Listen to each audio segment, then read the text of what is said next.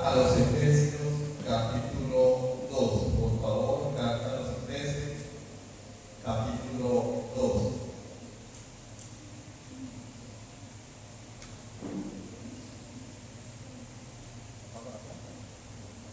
Carta a los Efesios capítulo 2 y vamos a estar leyendo los versículos 11 al 22. Efesios 2, del 11 al 22, para que podamos tener todo el contexto del texto que vamos a estudiar hoy. ¿Sí? Efesios 2, del 11 al 22. ¿Ya lo tienen? ¿Ya lo tienen todos? Bueno. Por tanto, acordaos de que en otro tiempo vosotros los gentiles en cuanto a la carne erais llamados incircuncisión por la llamada circuncisión hecha con mano en la carne. En aquel tiempo estabais sin Cristo, alejados de la ciudadanía de Israel y ajenos a los pactos de la promesa, sin esperanza y sin Dios en el mundo.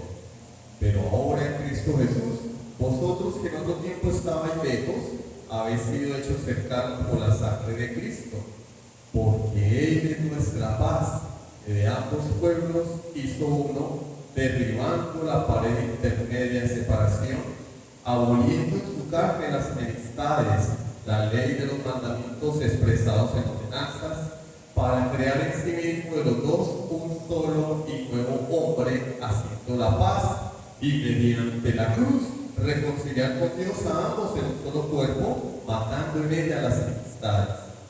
Y vino y anunció las buenas nuevas de paz a vosotros que estabais lejos y a los que estaban cerca, porque por medio de él los unos y los otros tenemos entrada por un mismo espíritu al Padre. Así que ya no sois extranjeros ni advenedizos, sino conciudadanos de los santos y miembros de la familia de Dios, edificados sobre el fundamento de los apóstoles y profetas, siendo la principal piedra del ángulo Jesucristo mismo, en quien todo el edificio bien coordinado va creciendo para ser un templo santo en el Señor, en quien vosotros también sois juntamente edificados para morada de Dios en el Espíritu. Amén. Vamos a orar. Amado Dios, le damos gracias por tu bondad tan grande, tu misericordia. Gracias, Padre, porque estamos hoy nuevamente aquí, deseosos de oír tu palabra, con ansia, con anhelo, con hambre de tu palabra, Señor, porque entendemos nuestra debilidad, entendemos nuestra dependencia de ti, entendemos que apartados de ti nada podemos hacer. Padre, gracias. Gracias por permitirnos reunirnos aquí hoy a pesar de las adversidades, a pesar de las contingencias, Señor.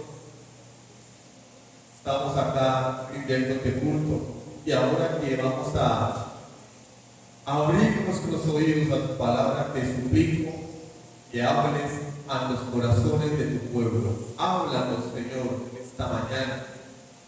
Trae salvación al corazón incrédulo y santificación a tu pueblo. Bendice, Señor, tu palabra. Te lo pedimos en el nombre de Jesucristo. Amén. Hemos venido estudiando el capítulo 2 de Efesios, que acabamos de leer una porción de ella, y el apóstol Pablo en los primeros versículos del capítulo 2 nos habla de nuestra condición sin Cristo, muertos espiritualmente, muertos en delitos y pecados. En el versículo 4 dice, pero Dios, que rico en misericordia, por su gran amor, porque nos amó, nos dio vida juntamente con Cristo. Y después nos habla de la obra de Cristo, del propósito de esa obra de salvación, para introducirnos ahora en el tema de nuestra condición sin Cristo, pero no de muerte, sino de alienación, de alejamiento, de separación. Y Pablo ahora le da un matiz nuevo al tema de nuestras vidas en Cristo, y es cómo estábamos lejos del pueblo de Dios, del pacto de Dios, de las promesas de Dios. Y nuevamente nos habla de cómo Cristo nos hizo cercanos, nos reconcilió con Dios y nos reconcilió con el mundo. En aquel tiempo, judíos y gentiles enemistados. Hoy, nosotros como gentiles, reconciliados con Dios, reconciliados con los judíos, pero también reconciliados entre nosotros. Hablando a la iglesia de la necesidad de unidad en el cuerpo de Cristo. Y ahora Pablo, aparte de haber utilizado la figura de un hombre, de un cuerpo, ahora va a hablar de un edificio. Entonces, tenemos esas figuras que Pablo utiliza para expresar la unidad del cuerpo en medio de la diversidad. Un hombre, un cuerpo. Bueno, hoy vamos a hablar por encima. Una familia, un edificio. Porque antes nos separaba un muro llamado Sorek. Bajo pena de muerte, todo gentil cruzaría ese muro, pero moriría para entrar al templo. Estaba el atrio de los gentiles, un muro, y todo el que atravesara ese muro moriría. Cristo derribó ese muro, y ahora cada quien defiéndase como puede. ¿Sí? No, Él derribó ese muro para ahora tomar piedras que no servían para nada y no construir un muro nuevamente, sino un edificio, el templo de Dios, el templo de Dios.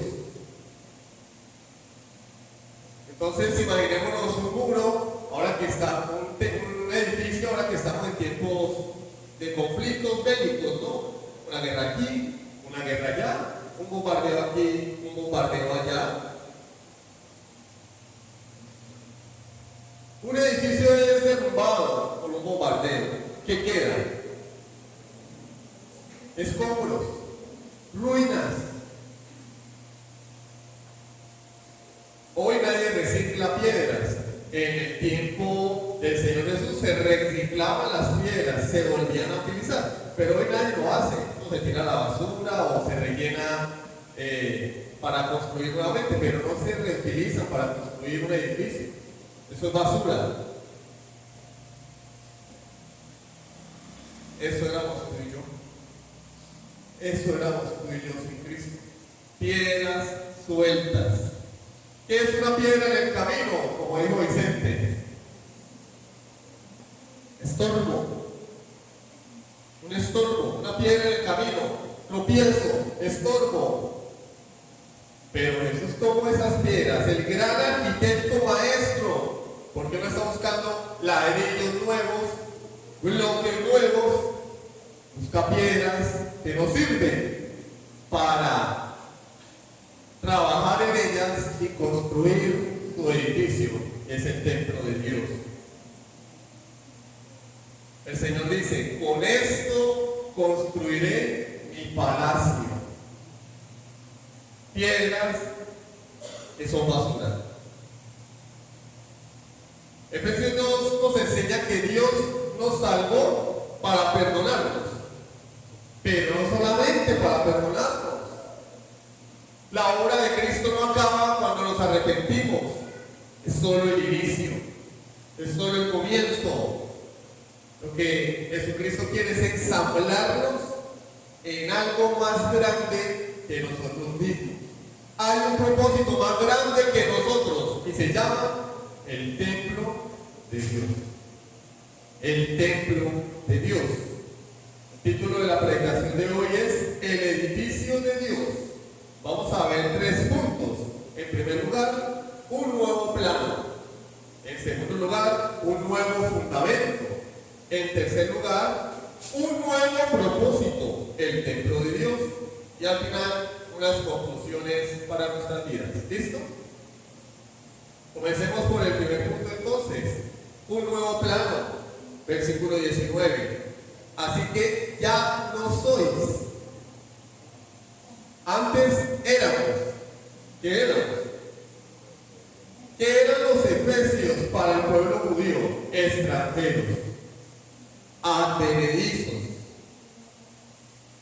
seres humanos de segunda categoría, como los perros eran tratados los extranjeros. Pablo está diciendo, ya no sois. Había un plano del mundo. ¿Cuál era el plano del mundo? Judíos y gentiles. Ese era el plano de la humanidad. Judíos y gentiles. Judíos, pueblo de Dios, las promesas de Dios, los pactos de Dios. Gentiles, basura. Ese era el plano de la humanidad. Esa era la clasificación de la humanidad. Pero ahora, Pablo está diciendo, ya ese plano caducó, ese plano fue destruido, ya no existe, ya no sois extranjeros. ¿Por qué? Porque en la sangre de Cristo hemos sido reconciliados, en el Espíritu Santo tenemos entrada al Padre. Ya no soy extranjeros ni advenedizos. ¿Qué significa la palabra extranjero? Bueno, nosotros que estamos en frontera y ahora con este movimiento migratorio que hay en diferentes lugares del mundo, tenemos claro lo que es un extranjero, alguien que no es nativo de nuestra nación. Yo soy extranjero acá, porque yo soy colombiano. Pero nuestros hermanos venezolanos son extranjeros en Colombia, porque son venezolanos, no son nativos de la región, del lugar, no son nativos.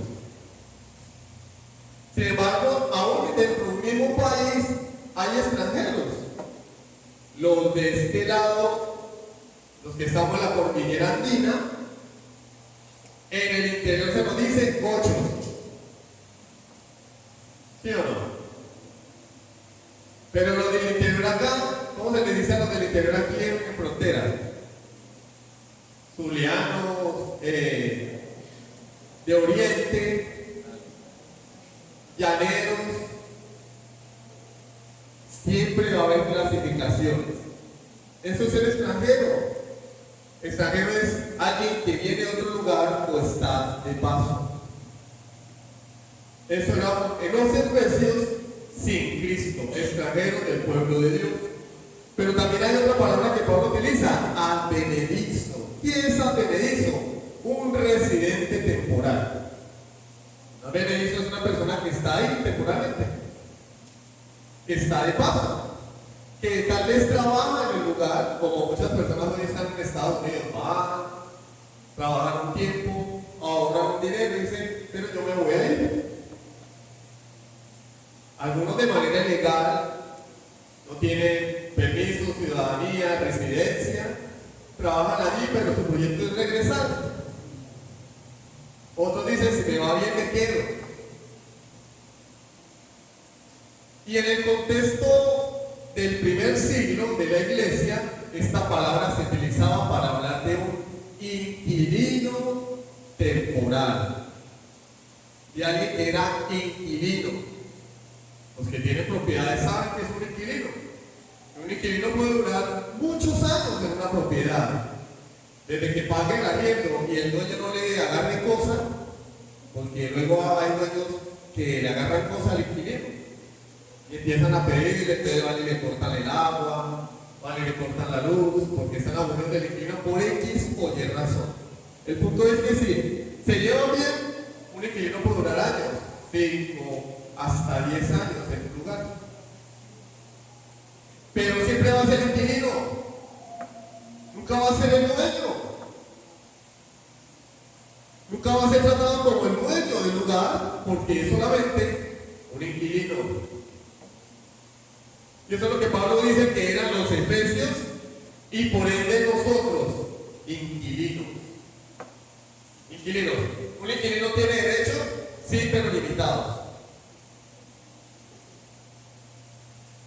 el dueño quiera, hágame el favor de entregarme mi propiedad, le doy tanto tiempo, si hay contrato se establece el tiempo. Pero eso es un inquilino. Tampoco es dueño ni parte de la familia. Él no puede decir, no, yo soy copropietario de este lugar porque mi papá es el dueño. No, yo soy un inquilino. Algunos dicen, ojalá no me pidan, pero le pidieron, chao. O nos pasó a nosotros en el antiguo local, nos pidieron, éramos inquilinos. Y seguimos siendo inquilinos acá. Ojalá la señora no nos pida. Pero nadie va a decir, no, yo soy dueño porque la dueña es mi mamá, porque la dueña es mi hermana y yo tengo de todo. No, somos inquilinos. Eso eran los efesios, no eran parte de la familia y vivían bajo el techo de otra persona, como tú y yo, sin Cristo. Pero Pablo lo que está diciendo acá es que ya no somos eso, ya no somos extranjeros, ya no estamos de paso, ya no somos turistas, ya no somos inquilinos. Ya no somos inquilinos, utiliza un contraste. ¿Cuál es el contraste? Dice el apóstol Pablo. Sino, ahí está el contraste, sino con ciudadanos de los santos y miembros de la familia de Dios. Y ahora Pablo utiliza un término político y un término familiar, con ciudadano. Ahora yo tengo la nacionalidad. Como a algunos de ustedes les ocurrió, los colombianos de nacimiento, pero en algún momento hicieron un trámite y el gobierno les dio la nacionalidad. Ahora tiene los mismos derechos que un nacido acá en Venezuela. Pero no pueden ser presidente de la República. Para ser presidente tiene que haber nacido aquí. Bueno, hay sus excepciones, como muchos entenderán. Pero para ser presidente tiene que ser nacido en el país. Pero a excepción de ello, el nacionalizado tiene derecho a comprar un automotor, un inmueble, a votar, el derecho y el deber. Ahora en Cristo somos esos. Ya no soy extranjero, ahora soy nacionalizado en el reino de Dios. Soy ciudadano del reino de Dios. Tengo la cédula del reino de Dios. Pero no solo eso, también utiliza Pablo un término familiar. ¿Qué dice el apóstol Pablo? Miembros de la familia de Dios. No solamente tengo la cédula, es que el dueño es mi papá. El dueño es mi papá. Yo tenía un familiar que tenía propiedades y el hijo, que también era familiar mío, o es familiar mío, decía, todo esto es mío porque mi papá es el dueño. Mentiras, porque el hombre vendió todo, se murió y no le dejó nada. Pero en la vida real no sucede así. En la vida espiritual no sucede así. Dios es nuestro Padre. Y eso nunca va a dejar de ser si verdaderamente estamos en Cristo. Porque lo que marca la diferencia es, estoy en Cristo, soy ciudadano del reino. Estoy en Cristo, soy miembro de la familia de Dios. Volteemos la tortilla. Fuera de Cristo, extranjero, advenedizo. Fuera de Cristo, enemigo de Dios. Porque cambia todo es Cristo. Entonces, para que se nos quede esto de manera rápida, la diferencia entre un turista y un hijo. El turista anda ¿qué? De paso. El hijo se queda en casa. El hijo tiene las llaves de la casa. El hijo nunca dejará de ser hijo. Y lo que Pablo le está diciendo a los efesios. Ustedes antes eran extranjeros, eran turistas, eran inquilinos, ahora son hijos y ciudadanos en Cristo. ¿Cuándo ocurrió esto, hermanos? Cuando Cristo vino, vivió, murió y resucitó por nuestros pecados. Y ahora en la era de la iglesia, Él está levantando su iglesia, levantando su pueblo, trabajando en su familia. De manera que la iglesia no es un club social. Lamentablemente venimos de enseñanzas donde las personas creen que la iglesia es un club social. Es un club social. Usted se anota y paga su membresía. Si quiere ir, va. Si no quiere ir, no va. Si quiere hacer uso de los servicios que ofrece el club social, los use. Si no, no. Nadie le va a decir, señor Juanito, ¿usted por qué no ha venido? No, porque es que pague la membresía al club social. Y uno va a la piscina ya que quiere. Si no quiere, no va a la piscina. Si quiere ir a tomarse un café, va. Si no quiere, no va. Y no pasa nada. Lo que importa es que pague la membresía al club social. Pero la iglesia no es un club social. La iglesia es una familia. La iglesia es una familia. Una familia de sangre. La sangre de Cristo que nos une. De manera que el cambio de advenedizo a miembro de la familia define cómo debemos tratarlo. Un inquilino no va a tratar al dueño del inmueble con mucha confianza. El inquilino no se va a preocupar por el dueño del inmueble y el dueño del inmueble por el inquilino. Al dueño del inmueble le importa es que el inquilino le pague. Y al inquilino le importa es que el dueño, cuando él paga, el inquilino paga, le haga su recibito. Ya. Y si se le dañó una bombilla, de pronto decirle al dueño, mire, ese bombillo se dañó, me lo puede arreglar. Ya. No salen a comer, no se reúnen, no oran el uno por el otro, porque es una relación lejana. Pero tú y yo ya no somos inquilinos, no somos advenedizos, somos miembros de la familia de Dios. La iglesia no es un club social, ni es un contrato de arrendamiento. O lo debería ser. Lamentablemente, en muchos casos, los creyentes se comportan como inquilinos. Pero no es el deber ser, hermanos. No es el deber ser. ¿Cómo debe tratarse el creyente? Como miembro de la familia. No como extraños que se toleran. Es que yo voy de vez en cuando y me tengo que aguantar a este, me tengo que aguantar a aquel. No. Sino como familiares que se aman. Yo te pregunto, ¿amas a tu familia? ¿Amas a tus hijos? ¿Amas a tu papá, mamá, esposa, hermanos, hermanas? ¿Los amas? Así sean difíciles. Con ese no, es que con mi hermano X yo no me la llevo muy bien, pero lo amas. Cuando se enferma te preocupas por él, lo llamas por teléfono. Cuando puedes ir a visitarlo, lo visitas. Ahora en Semana Santa muchas personas recibieron visitas, otros fueron a visitar. ¿Por qué? Porque son familia y se aman. Yo te pregunto, ¿esta Semana Santa visitaste a algún hermano de la congregación? Porque es su familia. Como dijo el curita, o no. ¿Visitaste a algún hermano? Es tu familia. Somos familia de Dios, miembros de la familia de Dios. Eso es lo que dice la Biblia, lo que dice el apóstol Pablo. Y aquí en la iglesia, ¿vienes como turista o vienes como familia? ¿Vienes como alguien que se siente en casa, que tiene derecho de propiedad? Yo voy a la iglesia somos tú y yo acá reunidos, voy a la iglesia y me siento como en mi casa, me amaño. Hay otros que quieren salir corriendo, ¿no? Vienen a la iglesia y eso parece que les estuvieran echando agua caliente. ¿Vienes como turista o vienes como miembro de la familia de Dios?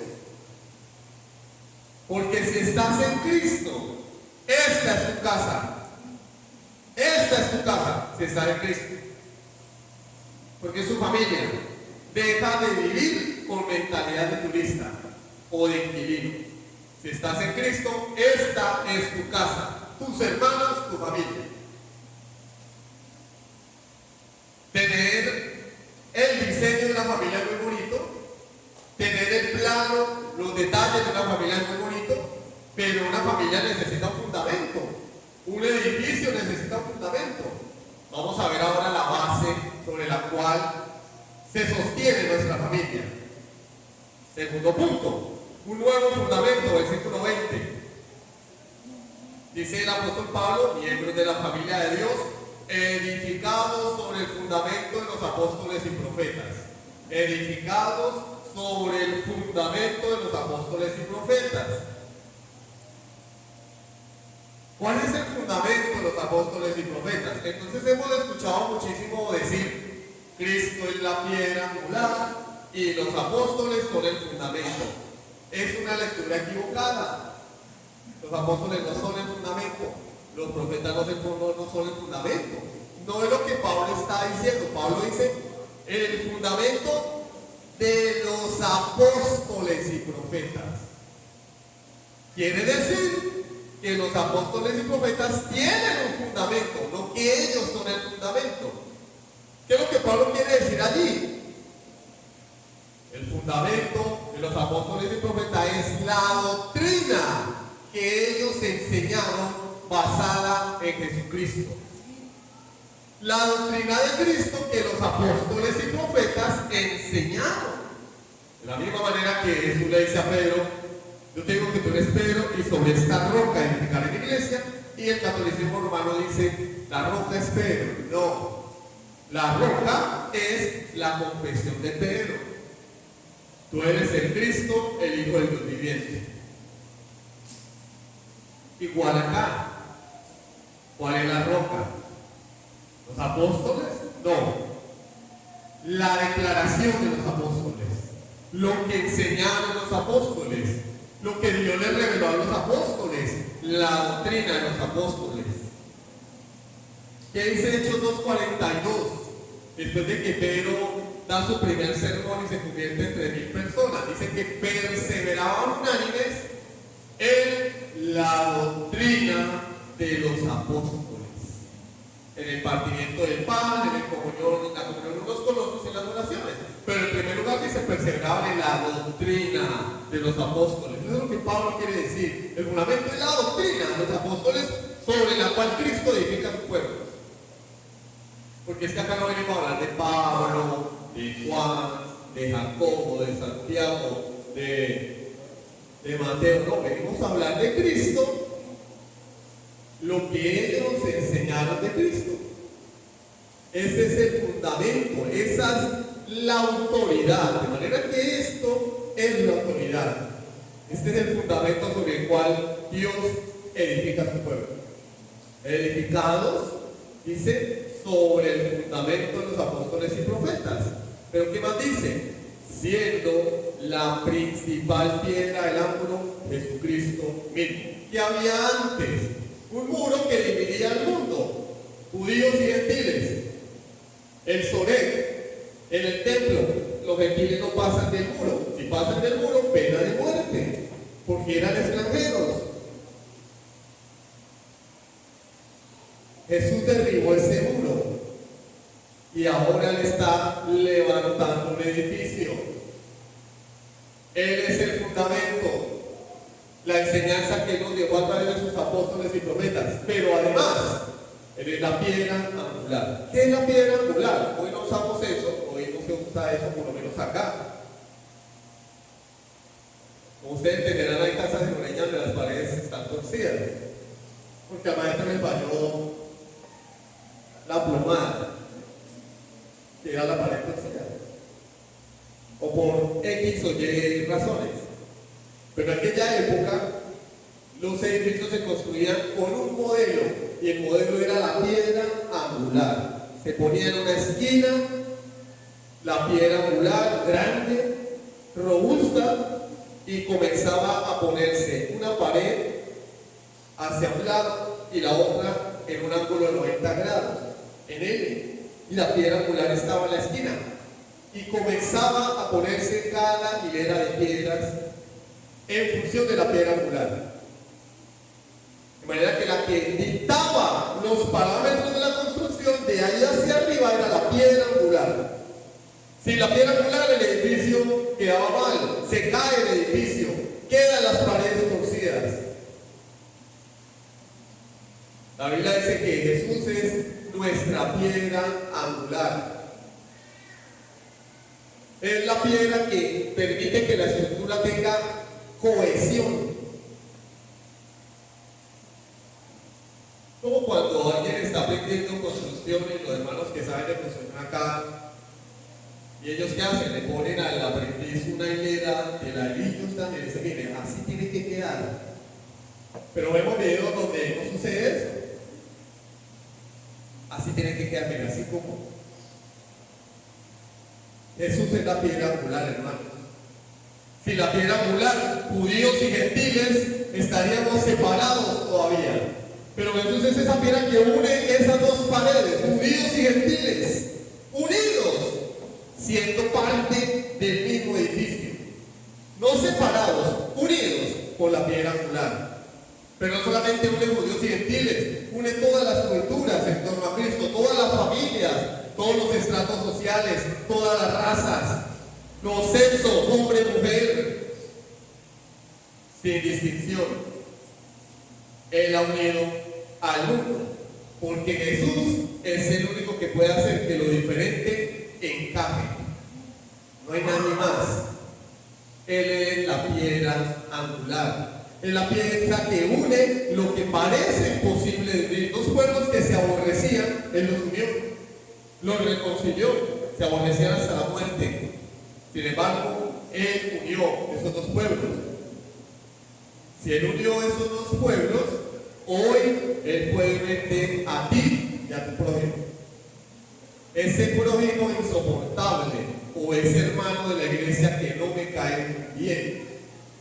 Porque no es noticia. No necesariamente tenemos que caerle bien a todos. Ni necesariamente todos tienen que caerme bien a mí. Repito, somos diferentes. Aún en las familias hay diferencias. Familias de sangre. ¿Cuánto más en la iglesia? Pero familia es familia. Pero parece que la iglesia buena no lo ha entendido, hermanos. Vin Diesel construyó un imperio cinematográfico con esa palabra, familia, rápidos y furiosos. ¿Y ya en cuál van? ¿En la 11? Se hizo millonario, le vendió al mundo una película de carreras de carros con una palabra, familia. Lo primero es la familia. Ahora sí, habla así, como moderado. Familia. La iglesia no lo ha entendido, hermanos. Somos familia. Parte del mismo edificio. Y giramos en torno a la piedra angular que es Cristo. Él define la dirección del edificio, alinea y define la dirección de nuestras vidas. ¿Cuándo? Cuando Él vino a este mundo, murió y llevó a cabo lo que celebramos hoy, que celebramos todos los días, los domingos, pero en especial hoy, domingo de resurrección. Celebramos la resurrección de Cristo. Con su resurrección Él derribó el muro, acabó las enemistades y unió a los pueblos. Si Él unió a los judíos y gentiles, yo no entiendo cómo en la iglesia de Cristo hay alienación, segregación, discriminación. Yo no entiendo cómo la iglesia de Cristo es para unos y no para otros. Primero los empresarios. El empresario no puede entrar porque es pobre, que no es empresario, perdón. Reunión de damas, pero solamente para algunas damas, para las otras no. Las que tengan dinero sí, y las pobretonas se van para afuera. No, hermano. Cristo ha unido a su pueblo, porque Él es la piedra angular. Sin la muerte y resurrección de Cristo, el fundamento de los apóstoles solamente sería ética y reglas humanas. Pero esa piedra angular es la que le da sentido al fundamento de los apóstoles y profetas. Por Cristo es que tenemos la doctrina apostólica de los primeros discípulos del Señor, y nos la dejaron acá. Él es la piedra angular, hermano. Pero hay un problema aquí con la piedra angular. Y no quiero dejarlo pasar porque la Biblia es muy clara en ello. Vamos a la primera carta de Pedro, capítulo 2, versículos 4 al 8. Primera de Pedro, capítulo 2, versículos 4 al 8. Lo leíamos en la introducción. El hermano Javier nos leía ese texto. Acercándonos a Él, piedra viva, desechada ciertamente por los hombres, mas para Dios escogida y preciosa. Vosotros también, como piedras vivas, sed edificados como casa espiritual y sacerdocio santo, para ofrecer sacrificios espirituales aceptables a Dios por medio de Jesucristo, por lo cual también contiene la Escritura: he aquí pongo en Sion la principal piedra del ángulo, escogida, preciosa, y el que en él creyere, o el que creyere en él, no será avergonzado. Para vosotros, pues, los que creéis, él es precioso. Pero para los que no creen, la piedra que los edificadores desecharon ha venido a ser cabeza del ángulo. Atención. Y piedra de tropiezo y roca que hace caer, porque tropiezan en la palabra, siendo desobedientes, a lo cual fueron también destinados. Esto es terrible, hermano. Hay personas que en lugar de alinearse con Cristo, permanecen en incredulidad, rechazan la roca fundamental, la piedra angular, la desechan. ¿Cómo podemos ver eso en la vida, hermanos? Si tú te alineas con Cristo, atención, no perdamos de vista, Él está construyendo un edificio. Él es la piedra angular que reconcilia las diferencias entre los hombres y todos estamos allí. Si tú te alineas con la piedra angular, eres parte del edificio y estás unido a tus hermanos, que son piedras vivas.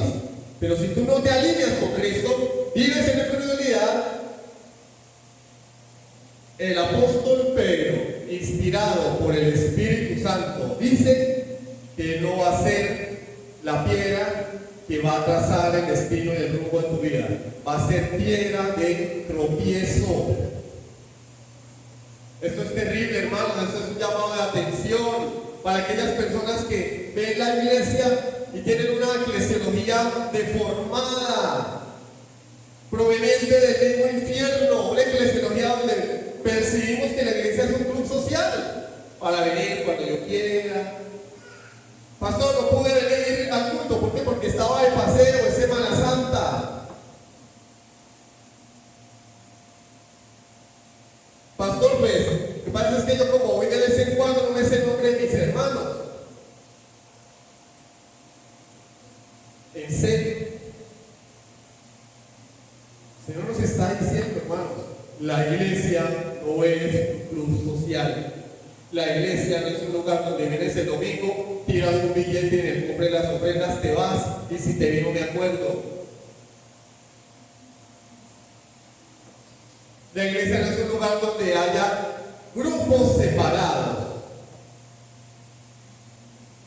Imagínense unas piedras o ladrillos diciendo: no, pues yo con este ladrillo sí me hago, porque este ladrillo se parece mucho a mí. Pero con este ladrillo no, porque no se parece a mí. Este ladrillo es diferente. Este ladrillo es de menor calidad. Hermano, es lamentable que en la iglesia de Cristo haya creyentes que tienen más comunión con los incrédulos que con los mismos hermanos de la congregación. Es triste, pero es una realidad. Una realidad triste, pecaminosa. Porque la comunión tuya, que dices que eres creyente, debe ser con estas personitas que están acá, que también se supone son creyentes, porque son parte de la iglesia, de la familia de Dios. Son piedritas del mismo edificio. Pero imagínate que Cristo está levantando el edificio al ritmo de la piedra angular, y hay piedras que dicen que son del edificio, pero no están alineadas con Cristo. Eso es como cuando una persona hace una pared y le sobraron 10 ladrillos. Está por allá, arrumados, tirados, sobraron. No están en la pared, no son parte del edificio. Si tu vida es así, hermano, amigo, perdón, déjame decirte, tú no eres parte del edificio. Esto se trata de comunión, hermano, de unidad. Esto no se trata de enseñarle a la iglesia que Dios inspiró al apóstol Pablo a utilizar la metáfora del edificio para hablar de la iglesia. No, hermanos, eso tiene aplicaciones y repercusiones prácticas. Cuestiónate, hermano, ¿por qué no te gusta tener comunión con el pueblo de Dios? Pregúntatelo. Yo quiero que salgas hoy de aquí molesto. Si es necesario que salgas de aquí hablando mal de mí, está bien, pero cuestiónate si realmente eres parte del edificio de Dios. Eres la piedra cuyo ritmo ha marcado la piedra angular. O dices que sigues el ritmo de la piedra angular, pero sigues el camino. Eres el arquitecto de tu destino. Te la llevas mejor con tus amigos incrédulos. Es que esto es triste, hermano. Tus amigos son los incrédulos. No tienes amigos en la iglesia. Pellízcate. Posiblemente no eres parte del edificio. Pellízcate. Replantéate tu cristianismo. Hoy en la tarde vamos a salir, sí, ¿para dónde? Para tal lado. ¿Por qué? Con mis amigos incrédulos, hermano. Porque con los de la iglesia no me la llevo. Pero ese día el Señor visita a un hermano, invítalo a tu casa, regálale un café, preocúpate por tu familia, ¿no? Porque tal vez no son tu familia está afuera. El problema de la familia de afuera, hermanos, es que va rumbo al infierno. Y si son tu familia, tú te irás con ellos. Por mucho que estés aquí hoy, por mucha ofrenda que hayas echado, por mucho que repitas hasta el cansancio, soy hijo de Dios. Tu destino será el de tu familia. Pero también nos enseña algo el Señor a través de esta figura que está utilizando. Tu vida es un desastre, tu vida está desmoronada. ¿Cuál es el problema? El fundamento. Recordemos que la casa que se construyó sobre la arena recibió las tormentas de la vida y dice la Escritura, fue grande su ruina. Tu vida está desmoronada. Tal vez has construido sobre la arena. El problema es del fundamento. Examínate. ¿Está alineada tu vida con la piedra angular? Oiga, estoy caminando yo de acuerdo a lo que enseña la Escritura. Pero para eso hay que leer la Escritura, ¿no? ¿Cómo sé yo cuál es la voluntad de Dios para mi vida? Bueno, aquí está la voluntad de Dios para tu vida. Y el apóstol Pablo lo dice claro: la voluntad de Dios es vuestra santificación. ¿Qué es esto? No, es que cada día yo me aparte más para Dios, y me aparte más del mundo. Pero si tu vida se parece más a la de afuera que a la de adentro, no es santificación, es todo lo contrario. Alíneate, hermano, con la piedra angular. ¿Cuál es el problema de que en la iglesia moderna haya tanta desunión, hermanos? ¿Cuál es el problema? Mala cristología. Pensamos que Cristo vino a salvarnos, ya. Que Cristo vino a morir para que fuéramos perdonados y calabaza, calabaza, ¿para quién? Para su casa. No, hermanos, Cristo no vino a comprar a un solo creyente. Cristo vino a comprar a un pueblo de manera personal, pero Él compró un pueblo. Su nombre significa: Él salvará a su pueblo de sus pecados. Llamará su nombre Emmanuel. ¿Por qué? Porque Él salvará a su pueblo de sus pecados. No a uno y al otro. Y entonces cada quien resuélvase como pueda. Él salva a su pueblo, hermanos. El problema de la división en la iglesia, de la separación de los grupos dentro de las iglesias, es una mala cristología. Debemos entender que Cristo vino a unirnos. Pregunta: ¿estás unido a tus hermanos? ¿Te preocupan tus hermanos? ¿Le escribiste a algún hermano en estos días de fiesta? ¿Le hablaste a algún hermano? ¿Te inquietas porque algún hermano no está hoy aquí entre nosotros y al terminar el culto le vas a escribir? Hermano, ¿por qué no viniste? Te extrañamos. Hermano, ¿te puedo visitar? Eso es verdadera cristología, porque indica que estamos alineados con la piedra angular. Ya sabemos quién nos sostiene. Ahora la pregunta es, ¿para qué? ¿Para qué hay una piedra que nos marca los parámetros? ¿Para qué? Bueno, esa piedra tiene un propósito: construir un templo vivo que crece hacia la eternidad. Tercer punto, un nuevo propósito: el templo de Dios. Volvamos a la carta a los Efesios, capítulo 2, versículos 21 y 22. En quien todo el edificio en Cristo, bien coordinado, va creciendo para ser templo santo en el Señor. Hermanos, Dios no construye templos de ladrillo. Tenemos el cliché, ¿no? ¿Para dónde vas? Voy para el templo. Pero este no es el templo, esto es un local. El templo es el pueblo de Dios. Vosotros sois templos del Espíritu Santo y miembros cada uno en particular. El templo somos nosotros. Si nosotros nos vamos de acá, cuando acabe la predicación y la cena del Señor, ¿qué va a quedar? Nada. Ventiladores, luces, parlantes, televisor. Pero es el templo de Dios porque tú y yo estamos acá, unidos en un mismo espíritu. Pero mire que el apóstol Pablo utiliza unas palabras aquí: bien coordinado. Y hermanos, el Señor no hace paredes chuecas. Mi abuelo construía algunas casas, hermano, esas paredes, algunas están así, en diagonal.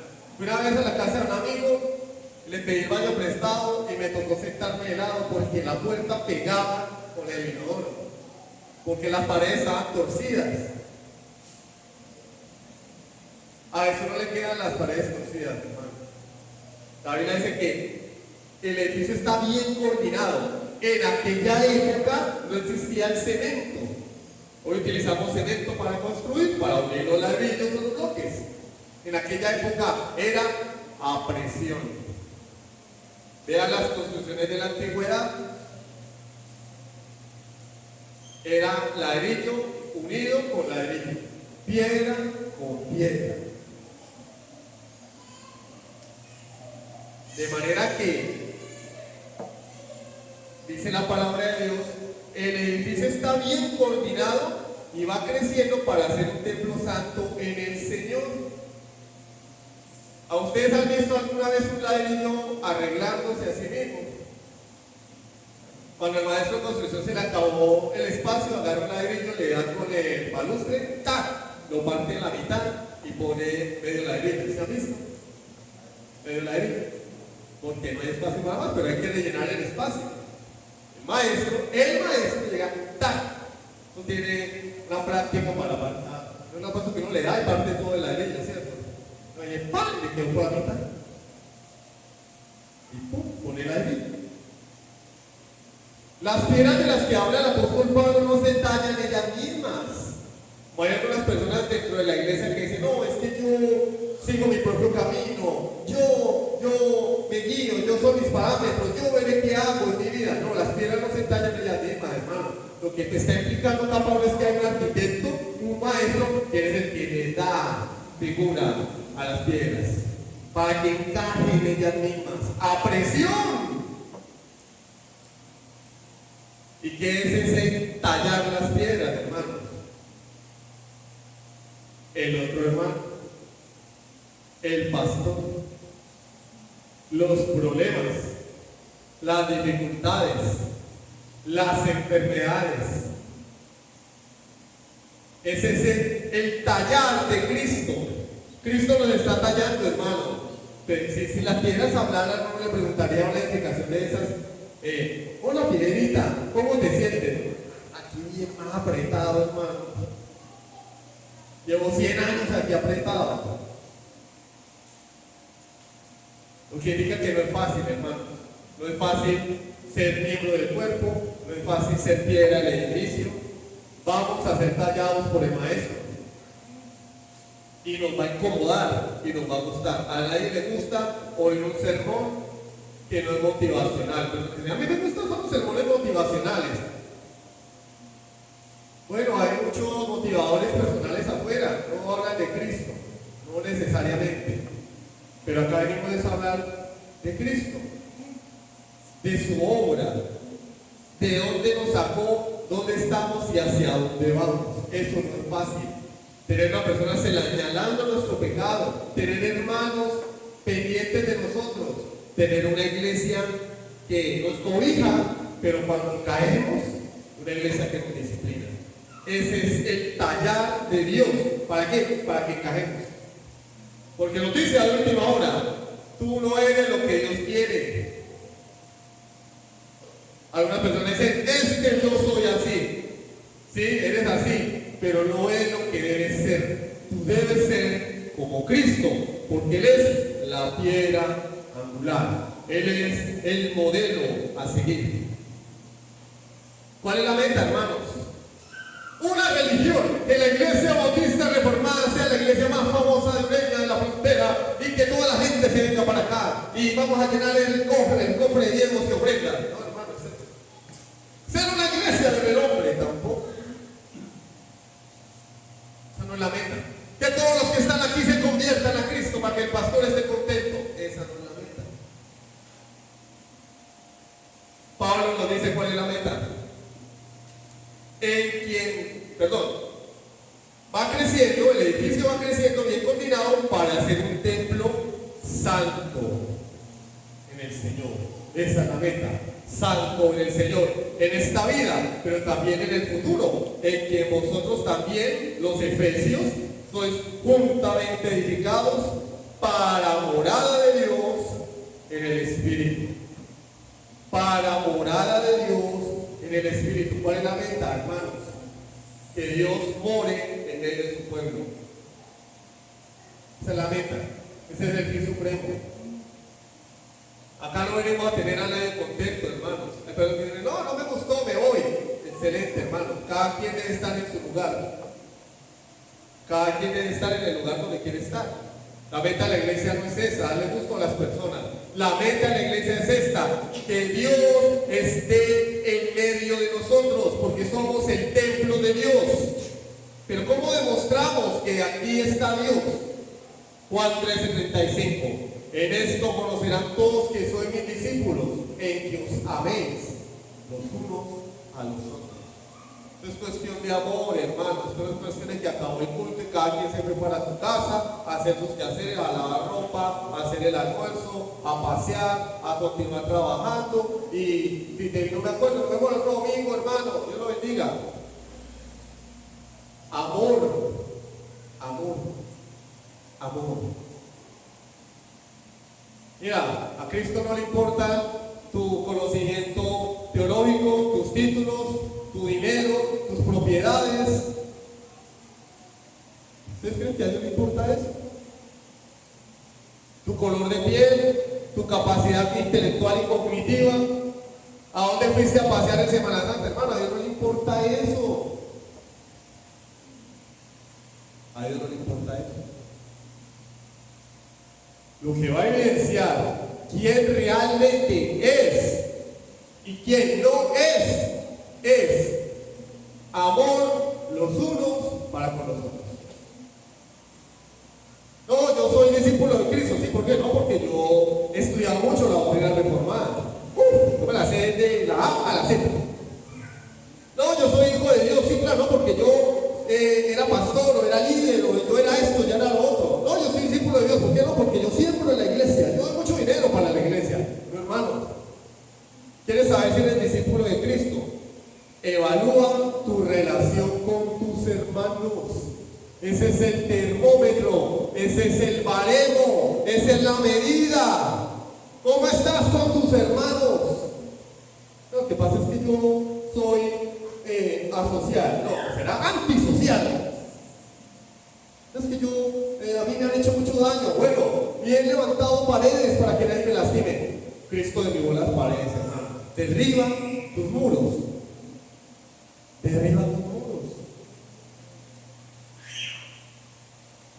Repito, ¿quieres saber si eres discípulo de Cristo? Parte del edificio, evalúa tu relación con tus hermanos. ¿Cómo estás con tus hermanos? Uno muchas veces pregunta, ¿no? Hermano, ¿cómo está usted con Dios? Y la persona dice, bien. Yo oro, leo la Biblia, ta. No, creo que la pregunta deberíamos reformularla, ¿no? ¿Cómo estás con Dios y con tus hermanos? Y nos rajaríamos la mayoría. En esto conocerán todos que son mis discípulos, si tuvieres amor los unos con los otros. No seas un cristiano solitario, hermanos. Una piedra en el camino, me enseñó que me decían, no, una piedra en el camino es un estorbo. Pero 1000 piedras juntas, unidas, son un edificio. No, pastor, para hacer una casa se necesitan más. Yo no soy constructor, no soy maestro. 100.000 ladrillos son un edificio. Un ladrillo atravesado en la carretera es tropiezo, hace matar a una persona. ¿Qué eres tú? ¿Un ladrillo suelto? ¿Una piedra atravesada en el camino? ¿O eres una piedra unida a las demás piedras con cohesión que forman parte del edificio que Cristo está construyendo? Evalúate. El fin último de Cristo para la iglesia no es que sea una casa de eventos, ¿no? Hay iglesias que parecen casas de eventos, ¿no? Miércoles, el día del Fred, el jueves, sanidad de milagros. Y resulta que nunca nadie sabe que hay milagros, pero bueno, la gente sigue creyendo en eso. Viernes, culto a la sequía, sábado, jóvenes, domingo, de resurrección y puros eventos, ¿no? Hermanos, ese no es el propósito de la iglesia. El propósito de la iglesia es demostrarle al mundo que Dios vive acá, en nosotros, a través del amor que nos tenemos. Entonces, hoy tienes planes para esta tarde salir con tu familia, tus amigos incrédulos. Hermano, replantéate, visita a un hermano de la iglesia. Preocúpate por él, hermano, cómo está de trabajo, cómo está de salud. Si puedes ayudarlo, ayúdalo. Porque así el mundo sabrá que eres discípulo de Cristo. Pero si te portas igual que los de afuera, eres un incrédulo que viene el domingo al culto. ¿Sí estamos entendiendo? ¿O no? ¿O no? ¿Cuál es el propósito último? Apocalipsis 21:3. Apocalipsis 21:3. Y oí una gran voz del cielo que decía: He aquí el tabernáculo de Dios con los hombres, y Él morará con ellos, y ellos serán su pueblo, y Dios mismo estará con ellos como su Dios. Ese es el fin último de la iglesia, hermanos. Eso es lo que va a suceder al final de los tiempos. La iglesia va a recibir a su esposo y Él morará con nosotros por la eternidad. Pero si nos aburrimos una hora de predicación, imagínate la eternidad. Va a ser insoportable la eternidad para muchos. No, mentira. No van a estar con Dios. Solamente el que ama a Cristo aquí estará con Él por la eternidad. Pero el que ama a Cristo ama a sus hermanos. ¿Cómo puedes tú decir que amas a Dios, a quien no has visto, y no amas a tus hermanos, a quien sí has visto? ¿Cómo puedes decir eso? Desde el fin último de la iglesia, hermanos. Lo que empezó Cristo aquí con la iglesia se perfeccionará cuando venga y Dios habite plenamente en nosotros. El templo santo es un proyecto que culmina en la eternidad. Esto va a terminar nunca. Cuando Cristo venga será perfecto, pero por toda la eternidad vamos a ver las caras. Imagínate, en la presencia de Dios, sirviéndole, trabajando, adorándole, y vamos a tener que irnos las caras todos los días por la eternidad. A algunos les duele venir una hora y media del domingo. Ya están, ya van a ser las 12, ahora las 12, no tengo paseo porque es domingo de resurrección. Mi familia me está esperando. Ay, hermano, tú no vas a aguantar la eternidad, porque la eternidad vas a ver, vea, a toda esta gente la vas a ver allá. Bueno, eso yo espero, ¿no? Pero el desprecio también está allá. Lo vas a ver en los cielos, aquí, en los cielos nuevos y tierra nueva, por toda la eternidad. Ese es el proyecto de Cristo, hermanos. Entonces, las pruebas, disciplinas, dificultades y los roces con otros hermanos son el martillo de Cristo tallándonos. Pastor, tengo un problema con mi hermano. Esto no debe ser sorprendente, es normal. Vamos a solucionarlo. No es como algunos hacen, tengo un problema con mi hermano, no vuelvo. Bueno, eso no es lo que Dios enseña en su palabra. El hermano me miró mal, no vuelvo. Y es que tú te crees perfecto. Alguna vez miraste mal, se te olvidó saludar a otro. Pero Dios tiene que tallarnos con martillo y cincel. Y eso termina cuando Cristo venga, hermano. Vamos a ser tallados. Ese es el proceso. Algunas personas dicen, pastor, no me gusta el proceso. Ese proceso estamos todos, hermanos, rumbo a la eternidad. El mundo debe poder encontrar a Dios cuando observa cómo nos relacionamos y nos amamos dentro del edificio espiritual. Sí, yo creo que... no. Entre tanto que Él viene, hermanos, demostremos que Él mora en medio nuestro. Para finalizar, hemos visto el plano, la base y el propósito. Ahora la pregunta es, yo creo que toca desconectarlo para que grabe el audio, porque ella no está enviando. La pregunta es, ¿qué harás tú con esa verdad hoy? ¿Qué vas a hacer con lo que has escuchado hoy? ¿Será un día más? ¿Una predicación más? Conclusión, ya no hay muros que nos separen. Cristo ha unido como piedras vivas a su pueblo para ser el lugar donde Él habita. El advenedizo es alguien que está en la casa, pero no es de la casa. Muchos cristianos hoy se sienten así, asisten a la iglesia, saben la doctrina, conocen las canciones, pero en su corazón se sienten o viven como advenedizos espirituales, pensando que Dios está feliz con ellos. Yo soy creyente, pero vives como advenedizo. No tienes compromiso con la iglesia, no tienes amor para tus hermanos, no tienes compromiso con el pueblo de Dios. Pero dices que eres parte de la iglesia. No, eres advenedizo. Sal de ese estado. Arrepiéntete. Dios no está buscando una catedral de piedra para visitarla los domingos, hermano. La vida cristiana no saca el domingo. Dios está construyendo una familia de personas para vivir en ellas todos los días. Si tú estás en Cristo, eres parte de esa familia. Eres parte de ese edificio. Iglesia, el muro que nos separaba ha caído y la piedra que nos une ha sido puesta. Hoy no vamos a salir de un edificio de ladrillos, salimos siendo el edificio de Dios.